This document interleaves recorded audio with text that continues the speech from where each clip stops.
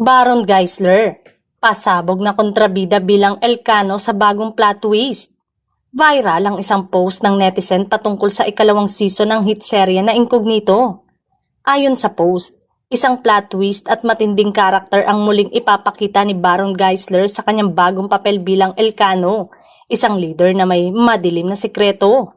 Dagdag pa ay magpapanggap siya bilang Miguel Jaguar Texon, ngunit ang mas nakakagulat, siya palang matagal nang nawawalang kambal ni Miguel.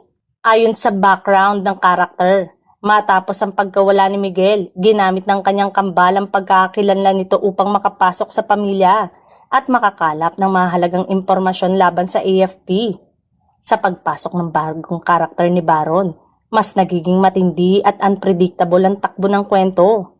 Ang kanyang role ay puno ng strategic, deception, betrayal, at siguradong magpapakaba at magpapawaw muli sa mga manonood. Maraming kontra tungkol dito, lalo pat gusto nilang mabait na karakter ni Doc Miguel Texon. Pero may mga pabor naman na kahit kontrabida ay patuloy pa rin nilang mapapanood ang aktor sa serye. Samantala, wala pang kahit anong pahayag ang ABS-CBN patungkol sa kumakalat na balitang ito.